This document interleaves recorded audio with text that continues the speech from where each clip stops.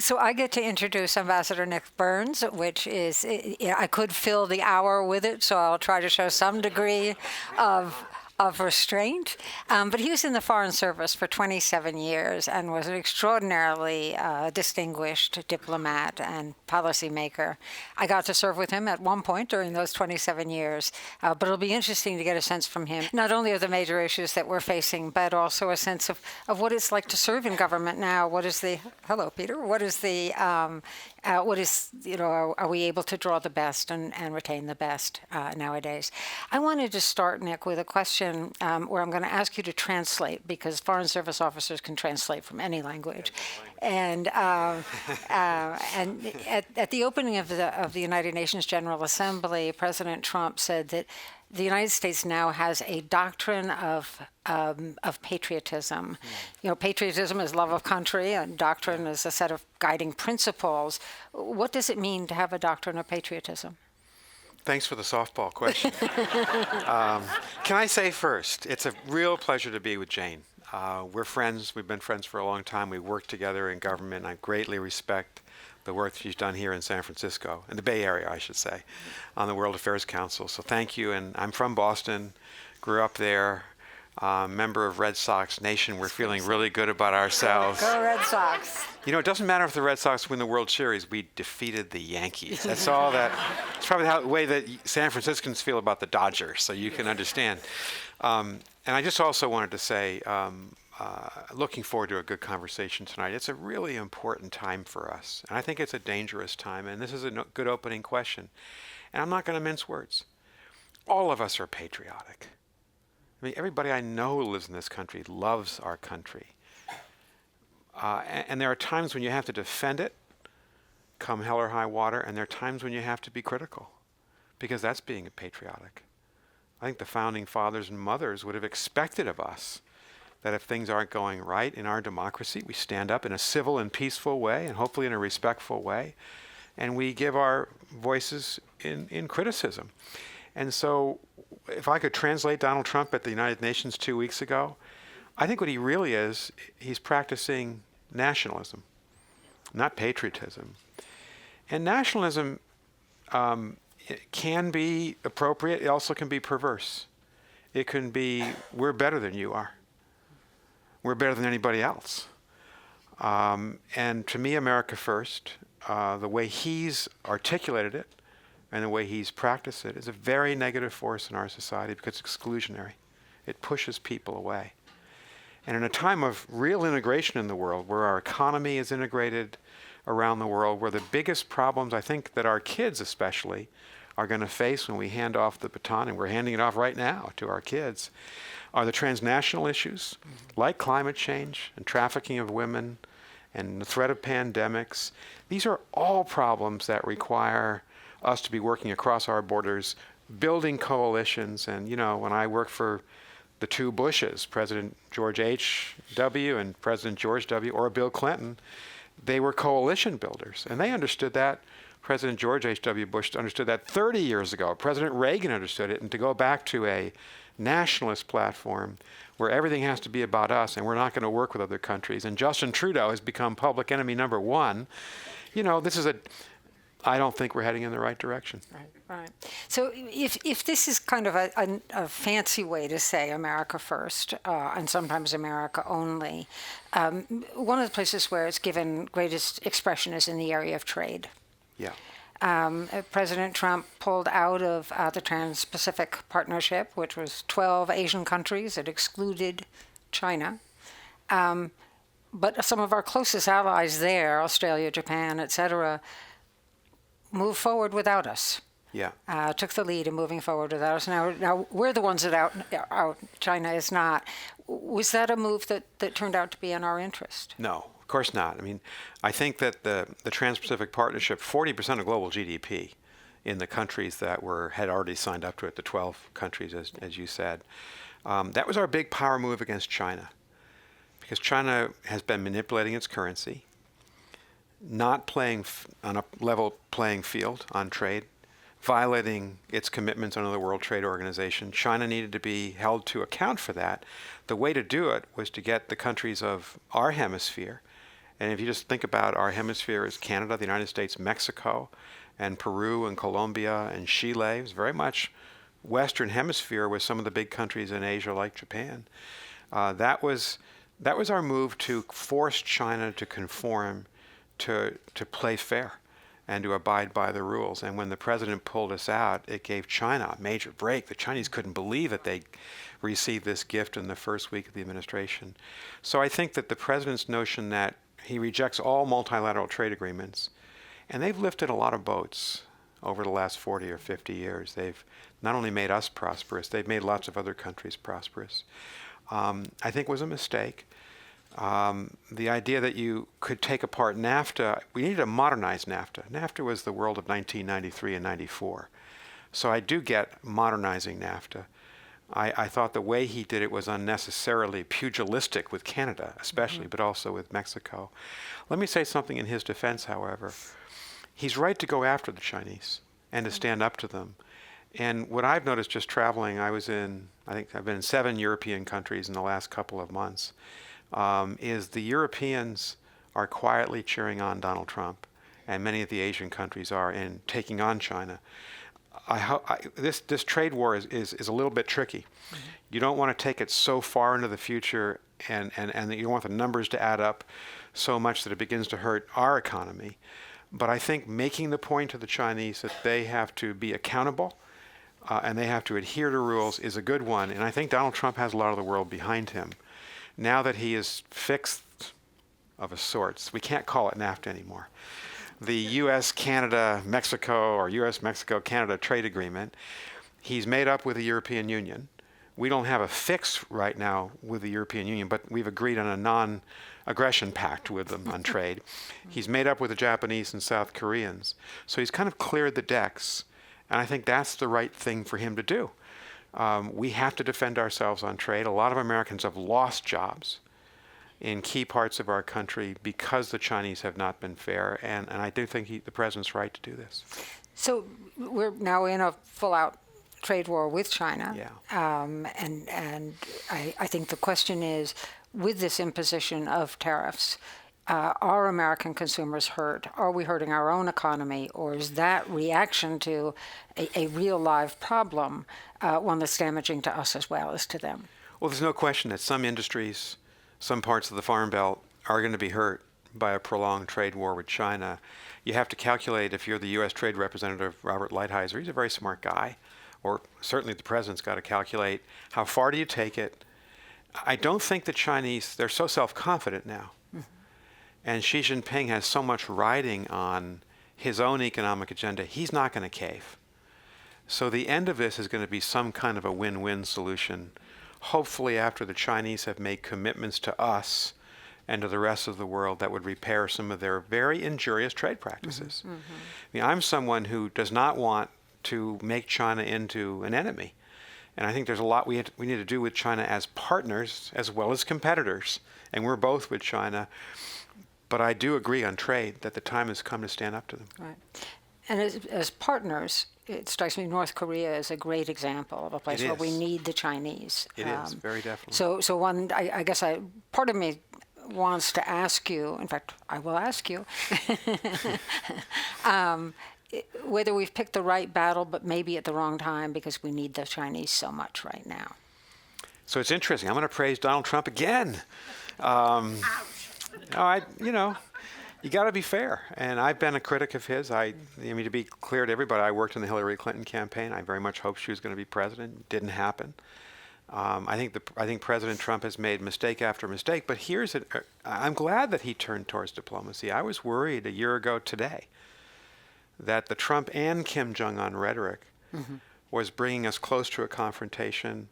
Like a lot of our generals, if you look at that situation, if we tried to use force against North Korea, and you look at the densely packed Korean peninsula, the most heavily mined place on earth, 38,000 American troops,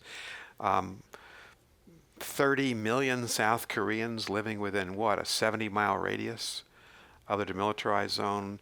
I thought Secretary Mattis and General Dunford said it best publicly last autumn. They said this is going to be a catastrophic event. Mm-hmm. This wouldn't have been thousands of people dead. It probably would have been tens or hundreds of thousands of people dead if you couldn't contain a shooting war. So I was worried about that. I thought President Trump made the right decision to turn towards diplomacy. I thought he was right to go to Singapore. End of my praise. He got nothing out of Singapore. He wasn't tough enough. Kim Jong-un should not be his buddy. He's not a great guy. And that's what the president called him at Singapore. In fact, he's the worst human rights defender in the world. He's worse than Assad. He locks people up. He executes people consistently. That's who he is. And so you have to treat him like that. And in diplomacy, it's not about being nice sometimes. It's about having leverage and using it. And sometimes with a dictator like that, coercing the dictator. And it's not clear to me that we've gotten much out of the North Koreans. What they have gotten is respect and credibility, and the Chinese and Russians are beginning to take the economic sanctions off North Korea. There goes our leverage. Because we had a certain amount of leverage, we'll go to war with you. But I think when you think about the scenario, that wasn't good for us. That wasn't a good bet for us. We needed Chinese leverage. And the Chinese were with us until Singapore. And when the president's plane touched down at Andrews Air Force Base outside of Washington, on his return home, he tweeted out before he left the plane. We know that because you know the time of the tweet and you know the time he walks down the stairs. You remember the tweet? I basically solved the problem. There is no longer a nuclear threat from North Korea. That's just wrong. They have not accounted in the months since Singapore. They've not given us a full account of how many nuclear weapons they have, where their nuclear fuel is, where the fissile material is. That's the first step in negotiations. That's what we asked them for first. They've not dismantled a single nuclear weapon. They've blown up test sites that they're not using anymore. So I have to assume that Kim Jong-un is not going to give back he's not going to dismantle his nuclear complex. That's his protection in the world from the United States and others. And we're going to be left, I think what the Trump administration, I think where they're heading, but they're not saying, is they're going to live with a North Korean nuclear program. And maybe that's a good choice for us. And maybe but it's not what the president says to the American public that he's doing. And in a democracy, you got to be straight with the public. And he's not being straight with the public. And what would our deterrent approach look like if you're living problem, with a nuclear North? Yeah, the problem with that is how do we know that they're not still researching? I believe they must be, without saying they're researching, that they're not still testing without saying they're testing. They're on the verge of an ICBM and a miniaturization of a nuclear warhead that could certainly reach Alaska and Hawaii. They may already have the capacity to fire certainly a missile at California. Within 2 or 3 years, they'll likely have a nuclear weapon fully intact that could hit most parts of the United States, but certainly the West Coast. And so the question for all of us is, are we willing to live with that? We lived in the Cold War with Mao's China, Stalin, Khrushchev, Brezhnev's Soviet Union having that capacity against us because we assumed that they were rational actors. And it would be mad, mutually assured destruction for anybody to start a nuclear war. So we had to live with the problem of an accidental war. And we almost got into that in October 1962 in the Cuban Missile Crisis. With Kim Jong-un, the question is he rational or not? Is he irrational or is he rational? Do we want to be held in nuclear blackmail by him? And it's a tough question to answer. I'm not saying that President Trump, is wrong to negotiate. I say he was right to negotiate, but you have to negotiate in a tough way. I don't think we're doing that. Mm-hmm. So he's basically kicking the can down the road to the next president. And this problem's going to go on. Often one finds that perhaps the most dangerous adversary is one who feels backed into a corner. Right. If, as is often said, Kim Jong-un has a tremendous fear of our going after them, seeking regime change, and others. I mean, in essence, he's not a popular leader around the world. Isn't it rational for him to have a nuclear arsenal, number one? I think you've said that. But the question is keeping him backed into a corner a safe approach or a dangerous approach? It's interesting, Vladimir Putin says about himself, he grew up in one of these Soviet tenement buildings in Leningrad, now St. Petersburg. These are communal apartments, 3 or 4 families living together. And Putin has said that one of his earliest life lessons, there were rats in his building, and he was a little kid, and he and his friends were chasing the rats, and he learned not to corner a rat, because a rat attacks if you corner it. And in diplomacy, one of the takeaways that I had as an active diplomat, now that I teach diplomacy, is you very rarely in a negotiation want to destroy somebody or want to defeat them 100-0. If you're keeping score, the score is 51-49 or 60-40 or 70-30. It's rarely, the last time we had a negotiation where we wanted to defeat someone was the Japanese surrender on September 2nd, 1945. We wanted and we were right. FDR and Truman were right to insist on an unconditional surrender. I think that was the last time. You're almost always looking, the Iran nuclear talks, the North Korea nuclear talks, how to end the Afghan war. You want to give your adversary some kind of an exit door and way out, not because you like them, because you want to end this on terms that are good for you but don't end up in a disaster. So I think that is the key question, Jane, for President Trump and his successor. Are we willing to live with this young man? He's 34 years old. He has very little experience in the world. He's an authoritarian figure. He's a thug with this nuclear weapons capability, or do we want to take it away from him? And I think you can make both arguments, but you've got to have a strategy to get to success in either of them. I don't think that President Trump has defined it. On the other hand, let me say I don't always agree with Secretary Pompeo, but I'm very impressed by him. He is experienced. He's smart. He's an ex-military officer, first in his class at West Point. He was a good director of the CIA, if you talk to people in the intelligence community. I think he's been given, along with Steve Biegun, who's our new North Korea negotiator, very able person, very smart person. They've been given almost an impossible task, and I think the task they're really been given is find a way to live with this. And we have to decide as Americans, is that the right choice? We're in an interesting position where, in many ways, President Trump needs a deal more than Kim Jong-un does. And you don't want that as a negotiator. Yeah. You don't want to signal. Anyone who's been in a poker match or any kind of chess match, you want to signal self-confidence, that you're self-confident. You don't want to signal hesitancy or weakness, especially when dealing with an authoritarian figure. So I do think the president is. It would be patronizing to say he's out of his element. Obviously he's got a lot of skills too. But I think he's right to give it to Pompeo because Pompeo is not out of his element. Yeah. Pompeo is a very tough person. That's good to have a person like that on our side. Yeah. Picking up on your theme about not wanting to, in essence, destroy the folks on the other side of the table. Yeah. I wanted to jump to Russia because there's a case where, with the fall of the Soviet Union, it was an extraordinary moment for the dignity and pride of its leaders and its citizens. A rapid impoverishment of many during that, and then the expansion of NATO right up to the border. I'm not going to dwell on that one, but I will ask you about that. But that kind of sense of being, under siege, isolated, no longer a superpower. To what extent is that sort of sense of loss of pride, desire to regain place, a big motivator for President Putin? Yeah, I think, to understand him, I don't like him. A few people outside of Russia like him. But you have to understand him. He's the most experienced leader in the world today, 19 years in power. He's a very capable person. And if you look at what he says consistently for the last 19, 20 years, his generation of Soviet-trained people, it's our counterparts. I was trained as a Cold Warrior on our side. I entered as an intern in the Foreign Service in 1980, height of the Cold War.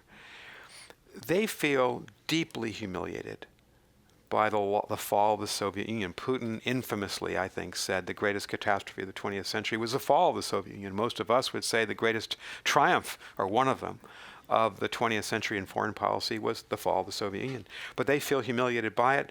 They were one of the 2 strongest powers in the world. They're clearly not now. China is In every metric of power, economic, political, soft power, military power, China is vastly superior. They've passed the Russians. The Russia's GDP is about what Spain's GDP is. This is not a superpower, except in the dimension of space and nuclear weapons. They feel humiliated by that loss. And I think it does drive Putin. Why did he go into Syria during the refugee crisis of the autumn of 2015, 3 years ago? It really wasn't to advance all of Russia's interests. They wanted to retain their naval base there. I think it was to cut the U.S. down to size, show that the U.S., President Obama hesitated. He hesitated big time in Syria. He couldn't quite make up his mind what he wanted to do, and Putin saw weakness and decided, I want to take advantage. I'm going to humiliate the United States, which in many ways is what he's done. He's become the kingpin in Syria. We have fallen from grace. We no longer have that influence that all of our presidents had, from really Richard Nixon to the second term of Barack Obama. President Obama, for a lot of reasons, and we can argue whether he was right or not, I think he was probably wrong, decided that the lesson he learned from our ill-fated interventions in Iraq and Afghanistan, don't enter the Middle East, but we have 12 million homeless people. 12 million homeless out of a population of 22.4 million in Syria. It's been a catastrophe. And I'm not saying we should have put 100,000 American troops in, but could we have set up safe zones on the Jordanian and Turkish borders and at least protected some of the refugees? We could have done this militarily without exposing our soldiers to too much harm. It would have been risky in many ways. And so Putin took advantage of that, and I think that was part of the calculation, that he can't really compete with us, but he wants to block us and he wants to diminish us. That's part of his calculation. Yeah. He had an experience with us in the case of Libya, where there was a situation where there was a civil war. The question is, do we intervene? We chose to intervene in that case, and the mission changed very fast. Yeah. From a responsibility to protect innocent civilians. The innocent civilians to regime change. Yeah. That was egg on the face. I'm just positing this. You can tell me I'm wrong. For Russia, an ally of Libya, to have let that happen. Had it happened again in Syria, had we entered and gone for regime change, or had the Russians kind of given us the green light to take action, wouldn't its credibility as an ally be gone? 2 in a row. Yeah, you remember that the intervention in Libya in 2011 was actually authorized by the United Nations Security Council. It was NATO, yeah. Russia held a veto. It was a NATO operation.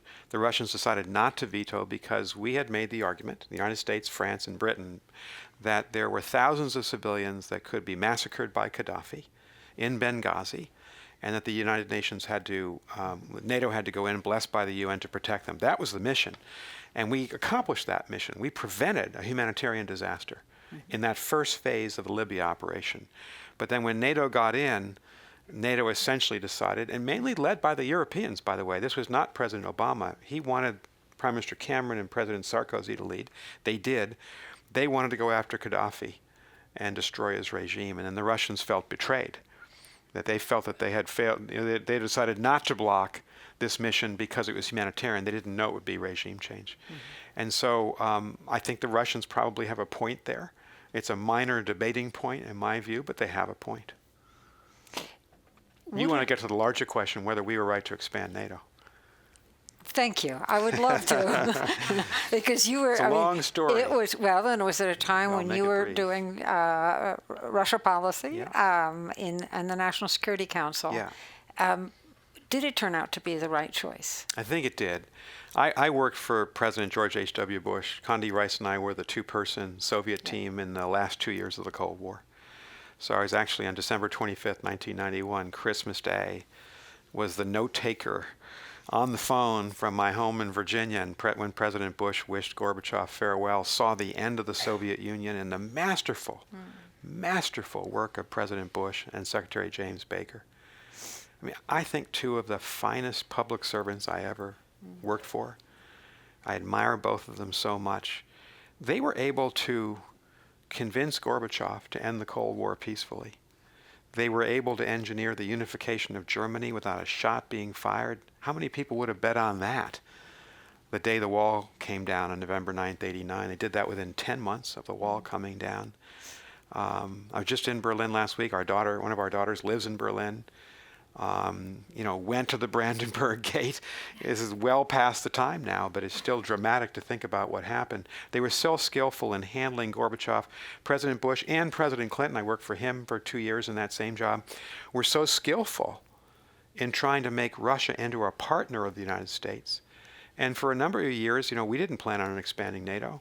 We thought we could live with Russia as a partner. We thought Russia had a chance to become a democratic country. Russia was a democratic country from 1990, the end of 91 until maybe 96, 97.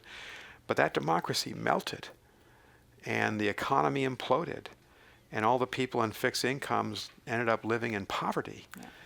And corruption set in.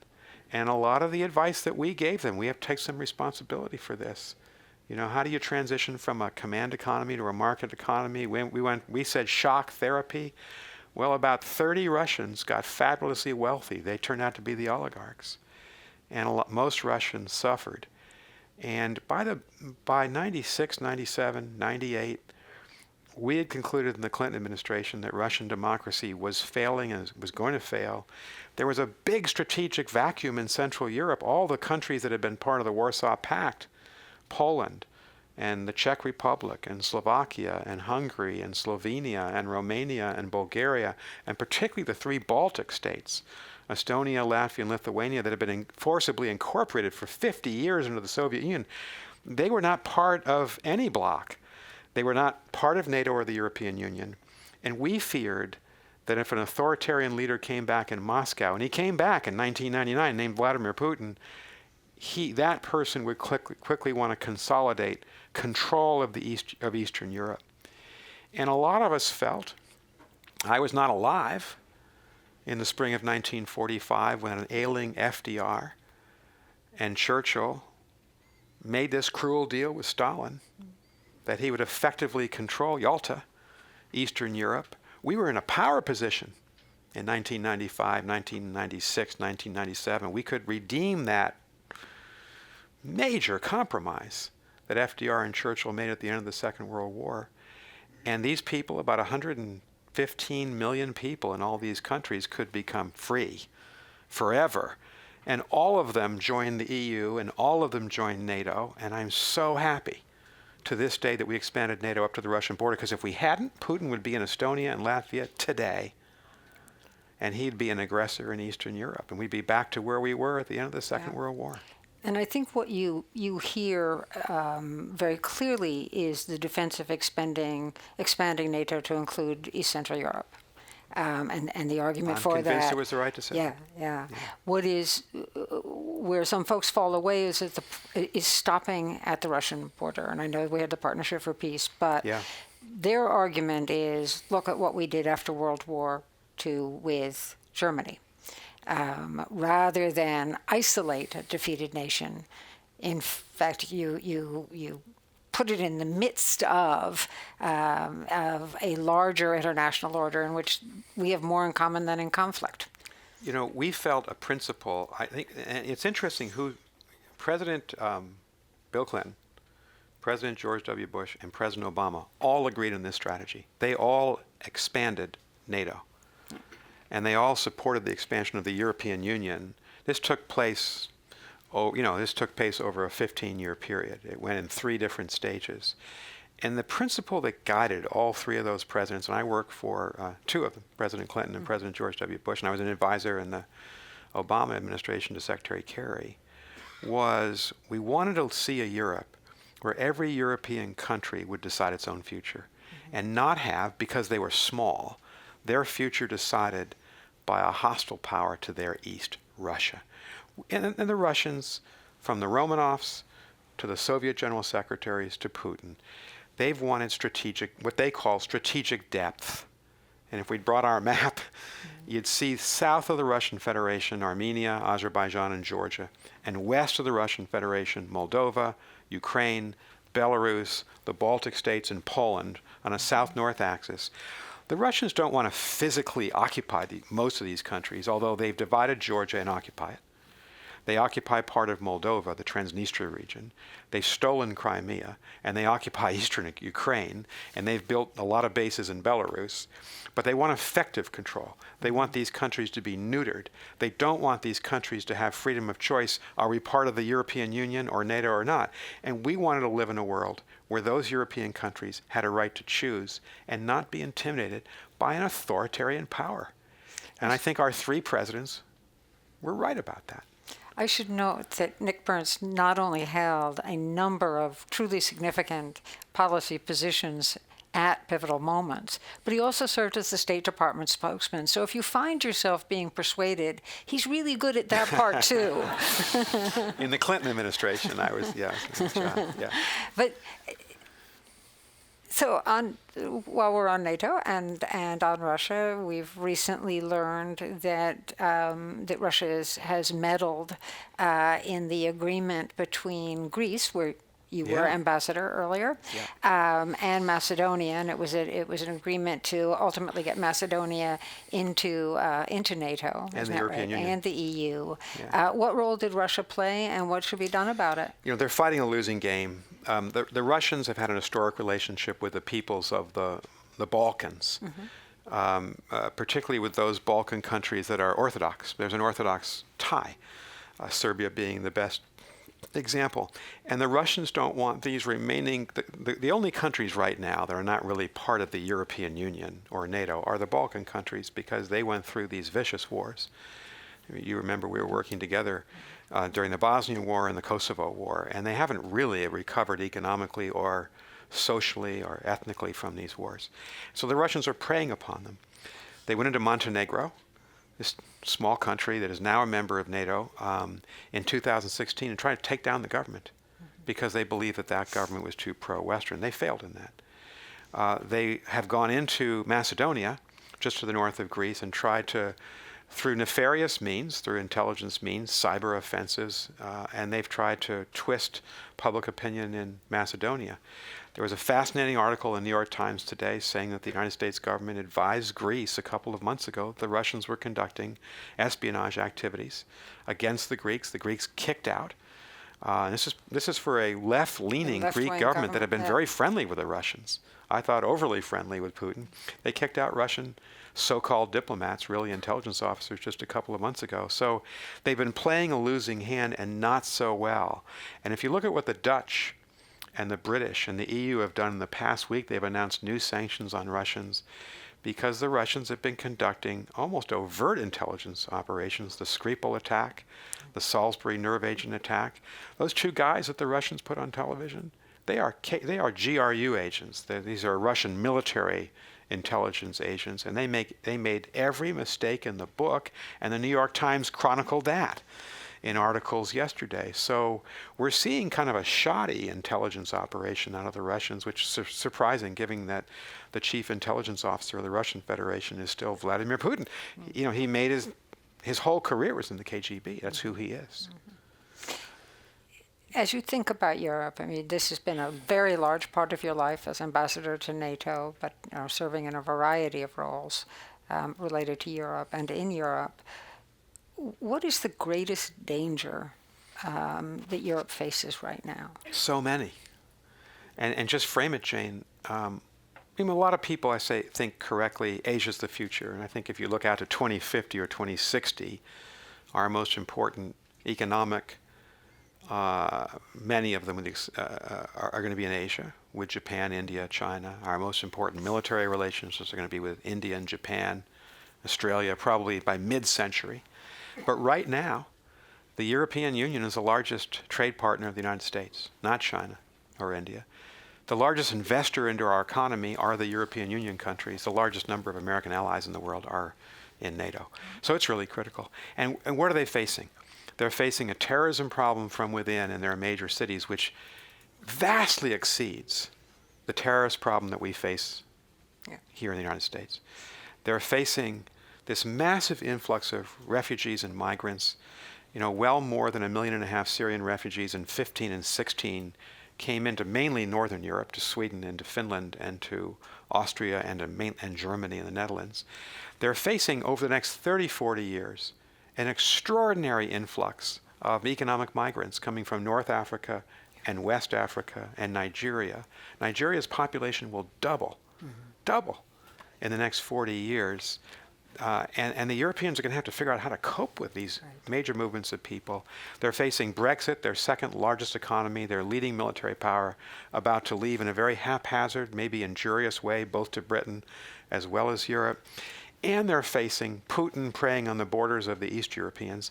And they're facing, and this is like the core problem, the rise of anti-democratic populist movements throughout Europe. Anti-democratic. And in part in reaction to these pressures. Driven by immigration. And it's just fascinating and it's troubling to see. When I mean anti-democratic, I don't mean conservative or liberal, or I don't mean far left or far right. Marine Le Pen doesn't believe in democracy. Geert Wilders in the Netherlands, Alternative for Deutschland, now the largest opposition party in the Bundestag, is a fascist party. The governments of Hungary and Poland, led by anti-democratic political parties. Yeah. The coalition partner, the Lega in Italy. Italy is led by a fascist, Salvini. And so it's a cancer from within, and the Europeans are battling this cancer. And the lead European battling it, I think, is the most impressive world leader today, Angela Merkel. Yeah. And let me just juxtapose what we talked about with Kim Jong-un and how President Trump treated him versus Angela Merkel. President Trump told a rally a week ago Saturday night, I forget which city it was in, American city, one of his Trump rallies, saying, I've fallen, his words, not mine, we're in love, he said. I've fallen in love with Kim Jong-un. You can't believe the beautiful letters he sends me, he praises me. I mean, he is using the most offensive and frankly unwise tactics of wrapping himself in an embrace of Kim Jong-un, never criticizes him, has never once criticized President Putin in the 20 months he's been in office, never criticizes Xi Jinping, 3 autocratic leaders. And time after time, I mean, look at every major speech, he takes a shot at Angela Merkel. Even in the UN speech, the most important speech he can make on the world stage, big shot at Merkel.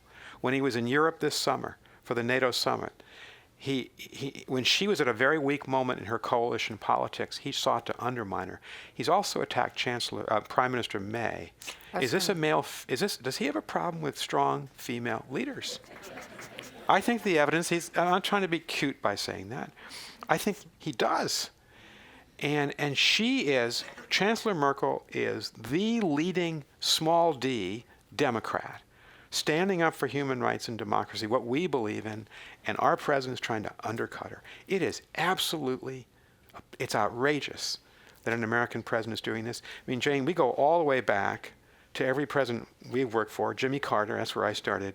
None of our presidents, in fact, the cardinal rule was, we're going to disagree with our allies in private. That was Ronald Reagan's rule. Mm-hmm. That was Richard Nixon's rule. That was George W. Bush's rule, just name 3 Republicans. And President Trump's rule is, I'm going to be extremely offensive to our best friends, and I'm going to suck up and embrace our enemies. I don't get it. And it's not right. And the Europeans are watching this, and they're appalled by it. And I'm appalled as an American to see this happen. He does seem to think that the smartest strategy with an autocrat is to flatter them. He does. Does he have a point at all there? No. I think if you talk to I wish we could have George Shultz here, who lives in this great city. 97-year-old George Shultz, who's just an amazing person. I don't want to put words in his mouth, but I've learned from him. I've learned from Secretary Baker. I've learned from Condoleezza Rice. I've learned from Madeleine Albright, Hillary Clinton, Colin Powell, all of our great secretaries of state. I think what all of them would say is, of course you want to establish a relationship even with an autocratic leader in a negotiation. But we need to be tough and clear with those leaders. Being nice to them is not going to work. Yeah. So let me take you to, keep on our relationship with Europe right now. That's, based on a set of norms, based on a set of institutions, all of which we built and advanced because they advanced our economic and security interests as Right. well as theirs. We've always been a reliable partner. Our real interests are always taken into account on the understanding that theirs will as well. Yeah. Right now, as you look at that set of relationships and that With Europe. with European Yeah. countries and with Europe as NATO and EU, Yeah. are they trying to figure out how to work with President Trump in this very changed environment? Are they now trying to figure out, okay, how do we work without President Trump? How do we work, I shouldn't say President Trump, how do we work without the United States as a major ally and a major force? I think most of these European countries are allies, including Japan, And Japan. South Korea, Australia. Most of them are trying to work with Secretary Pompeo and Secretary Mattis. We're going to have a 70th anniversary of NATO on April 4th, 2019, and NATO's not going to have a summit meeting because, and here's why, they won't say this, but I know the real answer, because they have no idea what President Trump would say. He might diss the alliance. And all of our presidents have held these summits at NATO, every single one of our presidents. And on the 50th and 60th anniversaries, we had summits in Washington. Can't trust the president. So I think most of the government's trying to work at the cabinet level. There's deep respect for Mattis and Pompeo around the world. There was deep respect for General McMaster as well. I think there's a lot of respect for Ambassador Nikki Haley, who's announced yesterday she's stepping down. You notice I didn't mention John Bolton because I don't think there is that kind of respect for John Bolton.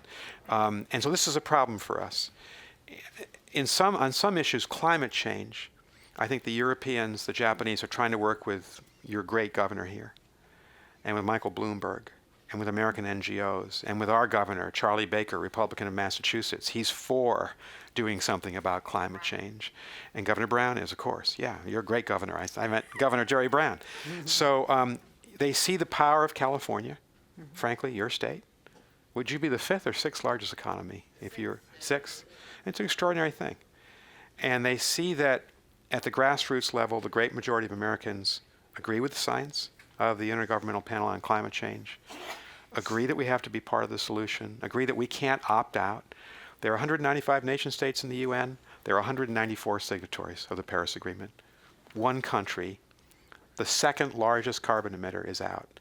So I think what's going to happen whenever President Trump leaves office, whether it's 2020 or 2024, or whether he resigns, I think the governments will come back quickly, the other governments, to work with his successor, because they'll have no alternative given our power in the world. I just wonder about average people in Germany or Japan.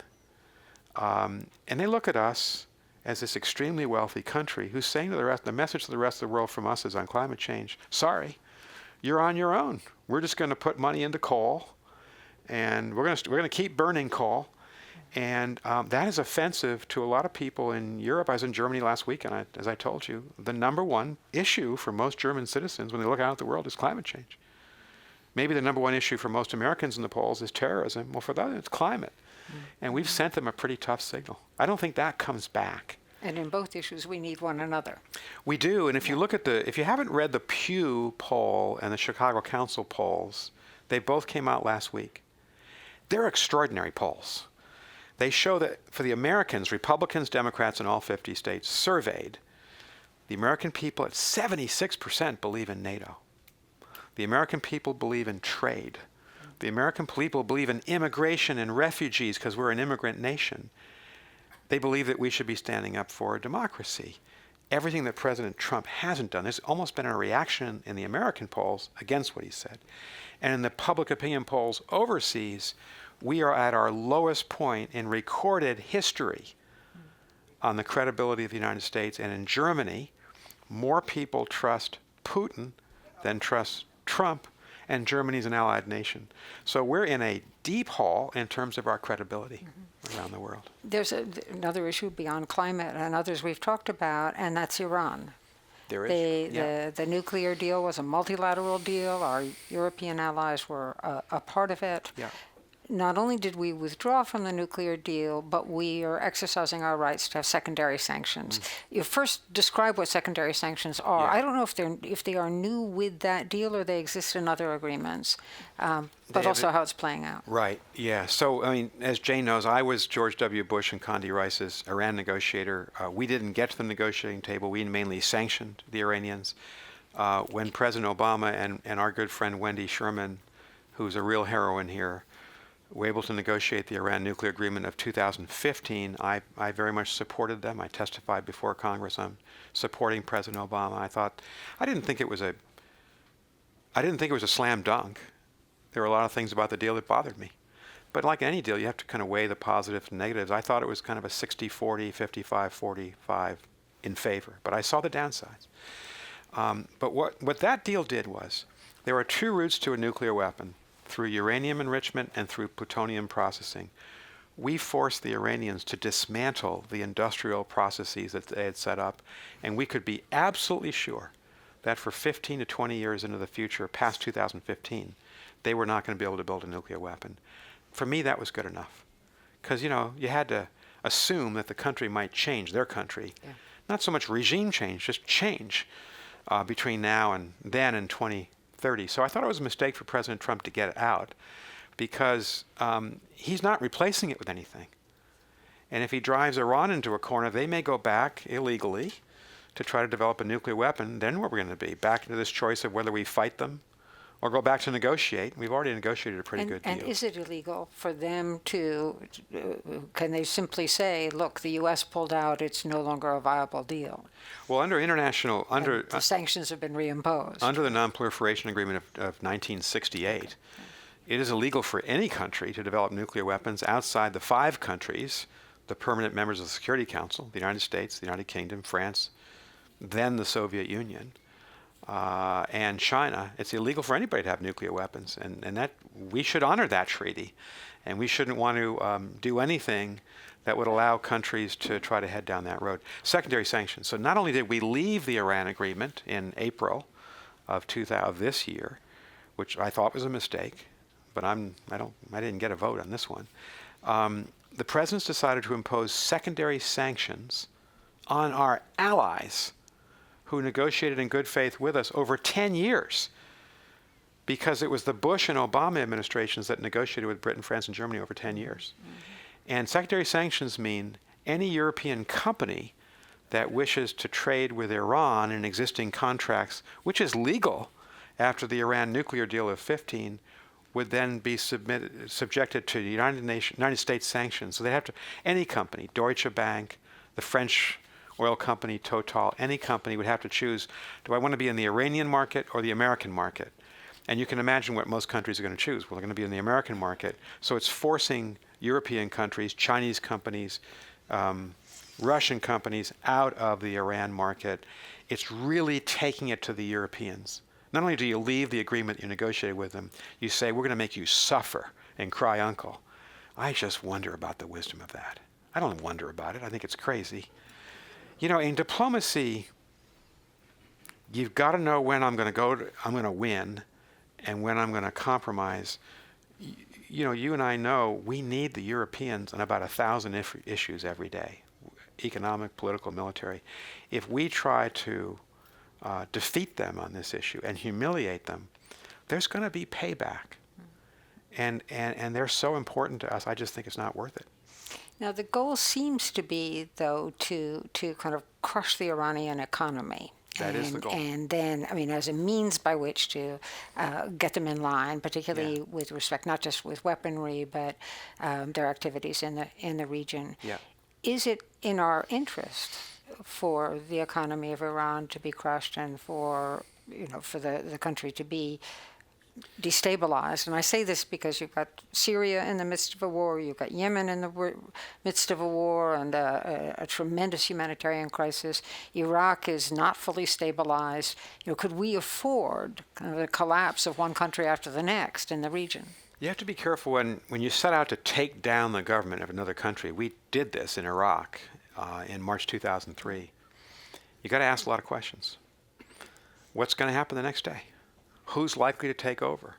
is that person or group of people going to be better than or worse than the person you took down? Or will chaos ensue? Will chaos ensue? Are we going to end up owning the country? You know Colin Powell's famous Pottery Barn rule. If you break it, you own it. We went into Iraq, we broke it, we owned it for 8 years. We're now back in with 10,000 American troops. I don't like the government of Iran. They're an adversary of the United States. But I would not be in favor of a position. The United States should seek to overthrow that government or see it fall, because I'm not sure that if that government falls, the situation improves. Right. In fact, it may deteriorate. And given everything, given the fact that the Islamic State is still alive and may be strengthening in the Levant right now, that the Syrian civil war has killed 500,000 people with 12 million homeless. It's the greatest humanitarian crisis since 1945. And that's nowhere near being finished, because the offensive in Idlib province is going to be on us before we know it. This is probably not a time to want to see another government taken down. Where I think President Trump is right, and I was a supporter of President Obama, but I think President Obama didn't pursue it correctly, is that on the non-nuclear issues, Iran has been entirely destructive. In Iraq, in Syria, where it's in league with Hezbollah, as well as the Syrian government in Russia, and in Lebanon, and in Gaza. And I do think that we need to be tougher with Iran, meaning try to contain Iranian power. I don't want to see a general war with Iran, but contain their power. And that's a policy worth pursuing for the United States. And I think Trump and Pompeo and Mattis are right about that. But they're not right, I think, about the nuclear weapons question. Right. A couple of our question cards go to our approach to the Palestinians. Yeah. And you might say a little bit about your role in the Middle East, the role you've played. But here we are in a situation where the president has said we will withdraw support from the UN agency that assists Palestinian refugees, that we will get rid of our own programs that promote interaction, mostly sort of people-to-people interaction between Israelis and Palestinians. What's the goal here? Yeah. What's the long game? And how wise is this? And what is the alternative? Yeah. President Trump has made the most dramatic changes to our policy on the Israeli-Palestinian dispute of any president, going back to Harry Truman. And I don't want to personalize this too much, but what you bring to these issues as a government civil servant is you bring your own experience too. And in my family, my brother is married to a Palestinian whose mother was a Palestinian refugee and father. On May 14th, 1948, they had a home in Jaffa. They both worked for the British Mandate government. They were both driven out during that war. And they were refugees in Libya, refugees in Lebanon, driven out of both countries, and have taken refuge here in California. But on the other side of it, my wife's uncle is a survivor of Auschwitz. He lives in San Ramon. God bless him. Bernie Rosner, 86 years old. He was general counsel for Safeway in San Francisco for a long time. So in just my family, and a lot of us bring this, we have a Palestinian refugee element to our extended family, my brother's wife's family, and then my wife's family. We've learned so much from Bernie about why we should support Israel, and why there must be a Jewish state, and why the United States must protect that Jewish state. But also from my brother's family, why justice for the Palestinians is also an American goal. And I think every president from Jimmy Carter on has essentially said to himself, I've got to do both. I want to protect Israel, but I want to see a Palestinian state emerge, 2 capitals in Jerusalem. And the last 3 presidents have all said overtly, our policy is 2 capitals in Jerusalem, 2 states on the historic land of promised land of Palestine, and that the United States must be the arbiter. What has President Trump done? He moved our embassy from Tel Aviv to Jerusalem, which no president since Truman did, because they knew it would be the United States taking sides. We moved the embassy. We declared Jerusalem to be the capital of Israel, but not indicated that we would ever support the Palestinians to have a capital there. And I got to say, for all the praise of Nikki Haley, she was part of this policy to zero out aid to the Palestinian refugees under the United Nations Relief and Works Agency, which has been the agency that's run the camps in Syria, Jordan, Iraq, and of course the West Bank and Gaza. We have we have had a big aid program for 40 years. I administered that program a long time ago. During the Ronald Reagan administration, as a young officer, I was on the West Bank every day administering U.S. aid through our NGOs. We're out of that business. We said to the Palestinians, we're cutting you off. We told the Palestinian ambassador last month in Washington, we have a diplomatic relationship with them. You have to go home. This is the most one-sided policy designed to do what? Just infuriate the Palestinians and reward the most right-wing government that Israel's ever had, a government that does not want peace. And I think the two of them are about as far from peace as they've been since 1948. Neither of them want peace right now. Hamas doesn't want peace with the Israelis. They want to destroy Israel. And the Netanyahu government wants to essentially colonize the West Bank. So we have to be truth tellers. And what our diplomats should be doing now, Mike Pompeo, is try to bring these two together and try to help them define a future. We're out of that game. And I think it's a terrible shame. The next president's going to have to pick up these pieces. And it's going to be a lot of pieces, thousands of them to pick up in this shattered policy. So I've got two question cards that are very much alike. And one notes that his son, I told Nick in advance that what gets chosen as a question is where the penmanship is best, so that I can actually read the question. But his son graduated from the School of Foreign Service at Georgetown. Great school. A great school last year, and I was thinking about joining the Foreign Service. Good. What advice would you give him? And this questioner asked what advice you would give to current Foreign Service officers who may feel discouraged. Well, let me answer the second one first and the first second. I think under Secretary Tillerson, Foreign Service had a right to be discouraged. He was trying to cut the budget by 31%. We're a very small group of people. We're 8,000 diplomats. We've got about 2.5 million soldiers in the active duty and reserve and 8,000 diplomats. And we're lean, and we don't have big budgets, and they were trying to cut the budget by 31%. We saw the greatest exodus of career officers resigning in the last 70 years happened in 2017.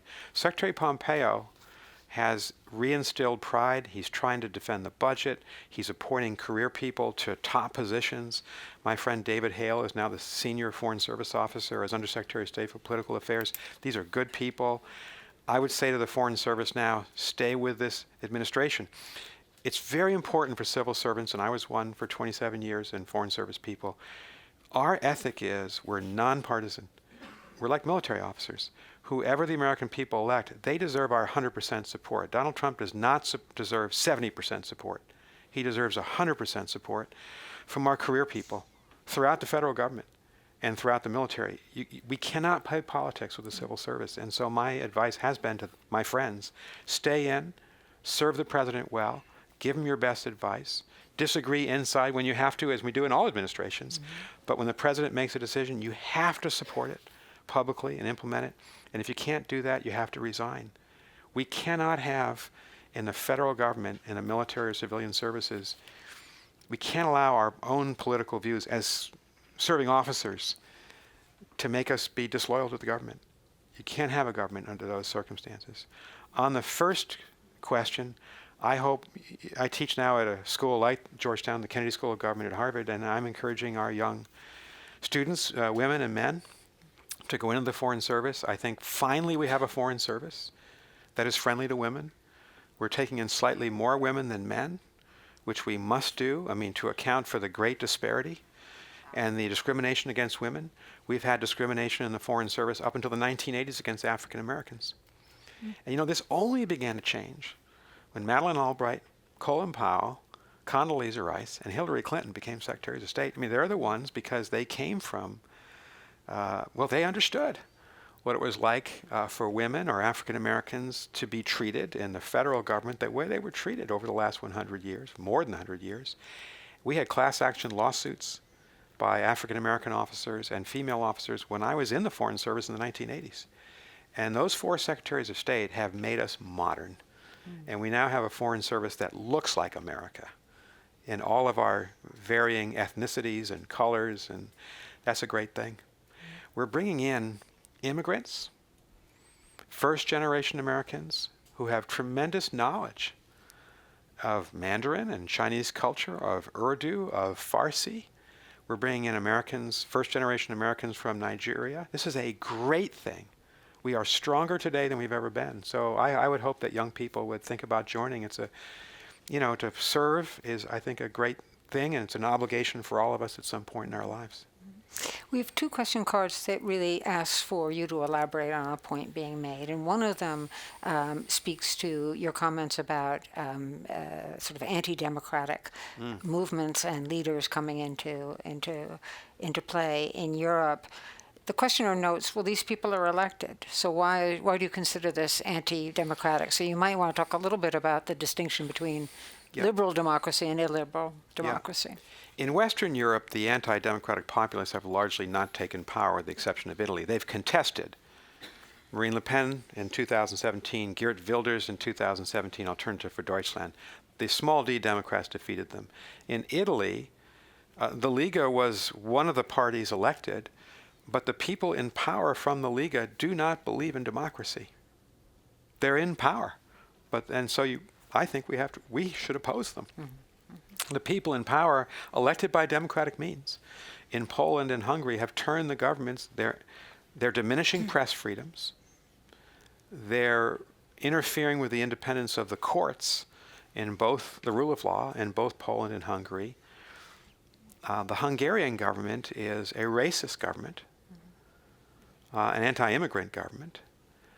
And so I think it's our obligation to oppose them, because we believe in democracy and human freedom and religious freedom.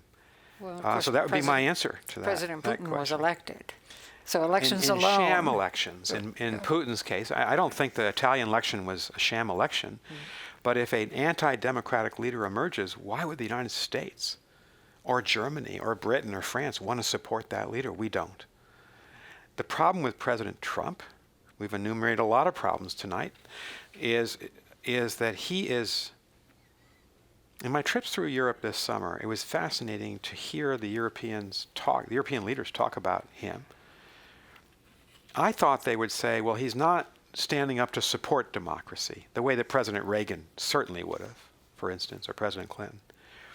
They believe that he's actively supporting the anti-democratic elements. And, he's been very supportive of the Polish government and of Viktor Orban in Hungary, and as I said, dismissive of Angela Merkel and Theresa May. So the problem's worse. And every place I went, from Madrid to Brussels to Paris to Berlin, people would say to me, Steve Bannon was here last week. He must have been traveling all summer. He's trying to organize a union of the anti-democratic parties to take power in democratic Western Europe. This is not in the interest of the United States. So we have the president essentially supporting the anti-democratic leaders, and we have the Secretary of State and Secretary of Defense opposing the anti-democratic leaders. You have two American governments. You have the entire American government on one side, and you got the president, almost as if he's disembodied. He doesn't lead our government, saying things and doing things to support the opponents of the people that Secretary Mattis and Secretary Pompeo are trying to, It's an extraordinary situation. I'm sure we've ever had a situation like this in American history. And one other point of clarification coming up from a question card from the audience. You mentioned now a couple of times that the president has undercut Prime Minister May. Yeah. Give us the context. This is in the context of Brexit. Yes. So say a little bit about what they were counting on us to do and what the meaning was. Right. Prime Minister May leads the Conservative Party, as you all know. It's the dominant party in the British coalition government. She has been given an impossible task. Take the 52-48 vote of June 2016 and translate it into an agreement with the EU whereby Britain would leave the EU without injuring Britain. And the problem is that she has to her right, inside her government and inside her cabinet, the Brexiteers, led by Boris Johnson, who wanted Britain to leave. She was a Remainer. When she was Home Minister for Prime Minister Cameron, she did not want Britain to leave, but she's been stuck with it. And the Brexiteers within her government are fighting her, and they have opposed every draft agreement she has negotiated with the European Union. This is a really terrible situation for her. You have to have a lot of sympathy for her. When President Trump visited Britain in July, standing next to the Prime Minister of the United Kingdom, he praised Boris Johnson, who had just left the May government and was widely seen to be trying to take her down and replace her. And our president praised him and said, I think he'd make a very good Prime Minister of the United Kingdom one day. It's as if Prime Minister May came to the Rose Garden and standing next to President Trump, she would say something like, okay, let's stick with the same party. I think John Kasich would make a great President of the United States. Or Bob Corker, or Jeff Flake, someone from the president's own party. No one would say that in the Rose, well, I'm not sure she'd say it about Ted Cruz, but I'm a Beto O'Rourke supporter, although I'm not a Texan. This is diplomatic malpractice. Again, the unwritten rule is you don't make life difficult for your allies. You make life difficult for your adversaries, Putin, Xi Jinping, Kim Jong-un, but not for Merkel and May. I always like to ask one of the questions to which I have no idea what the answer might be. So here's the question. Did you, Ambassador Burns, did you write the script for the season premiere for Madam Secretary and the scene with Madeleine Albright, Colin Powell, and Hillary Clinton? I didn't even see the premiere, so I you got to answer. Yeah, but did you write it? I did not write it, no. I'm not a screenwriter in Hollywood. That's not, I didn't write it. But I worked for Colin Powell, and I worked for Madeleine Albright, and I worked for Hillary Clinton on her campaign. I have great admiration for all three of them. That's it? That's it. Well, I didn't write the screenplay. I'm not writing for Hollywood. Haven't seen it. So please join me in thanking Ambassador Nick Burns.